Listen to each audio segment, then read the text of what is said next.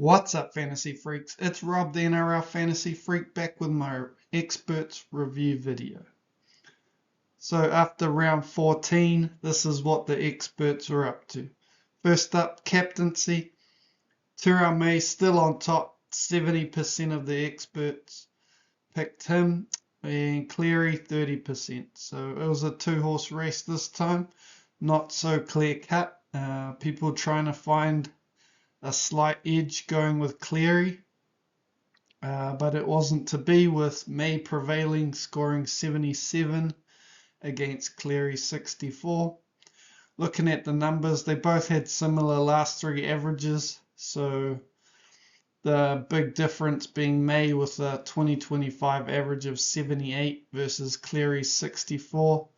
So just showing May's dominance and consistency this season.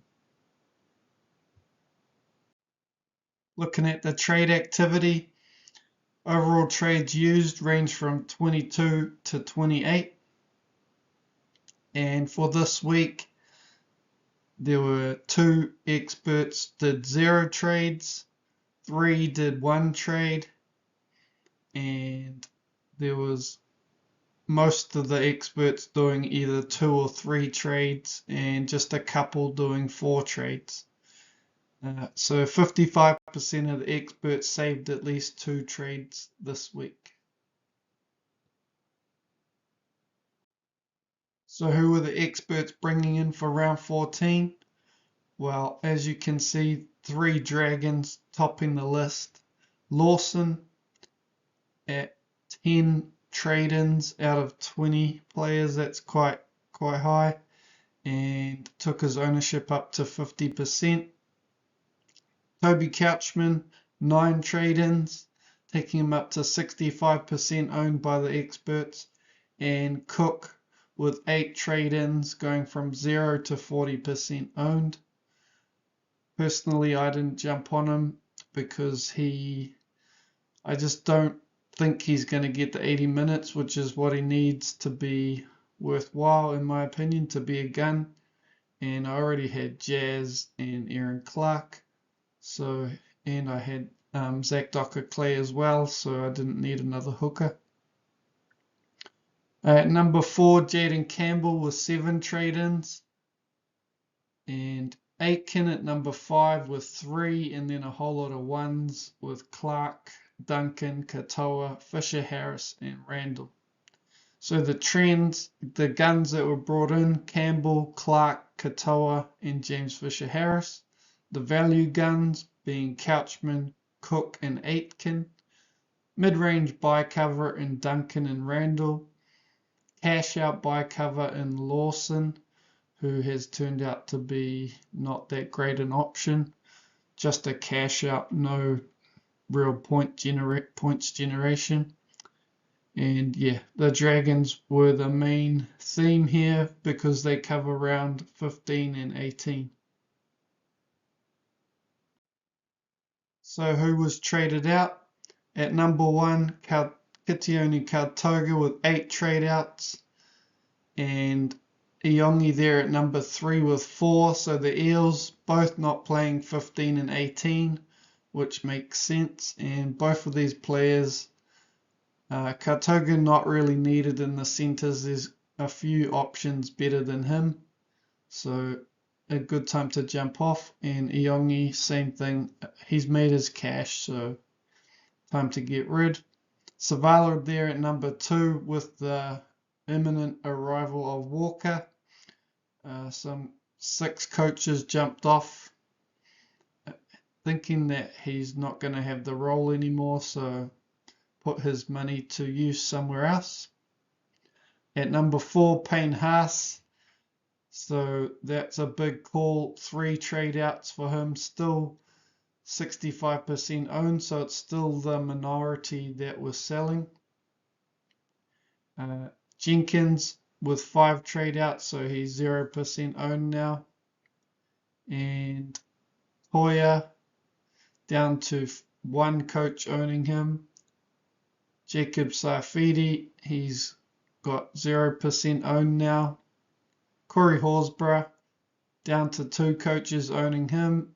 Isaiah Yeo, a 0% owned now with 2 trade outs, and Hosking down to 65% owned. So still the majority of experts keeping the faith with him for one more week. And that's round 15 when he's not playing. So I'm guessing he'll be high on the sell list this week as he was for me. The trends, so peaked assets in Kautoga, Yongi, Jenkins, and Horsburgh. Injured, Saifidi, he was supposed to be back this round, but he isn't. As mentioned, Savala's losing his role, and Hosking's role, the 80-minute edge spot doesn't seem to be producing the points that he would get in the middle.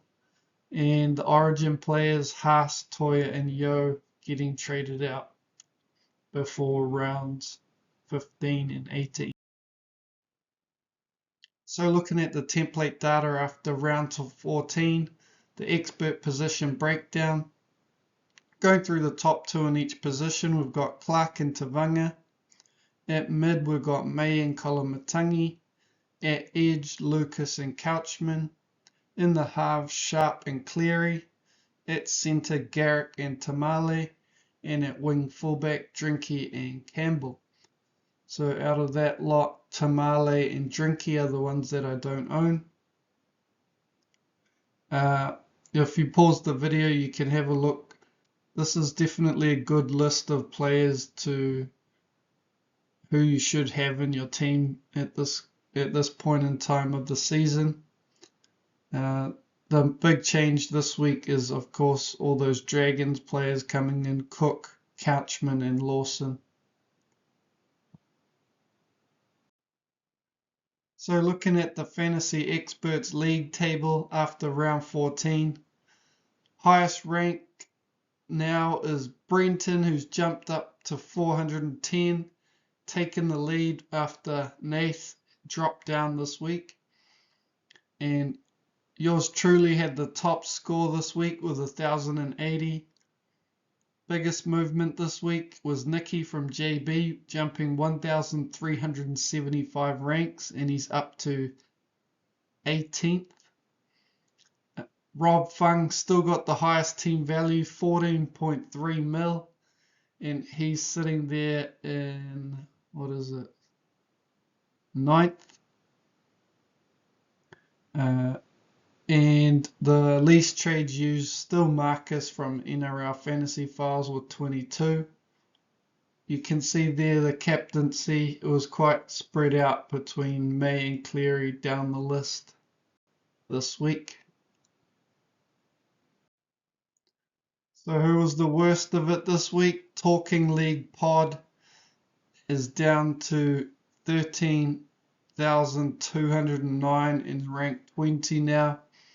They had the worst score this week, 946, and had the biggest fall, 2,114 rank drop. And the lowest team value is still Adrian Buttery from NRL Fantasy Pro app, 13.537 mil.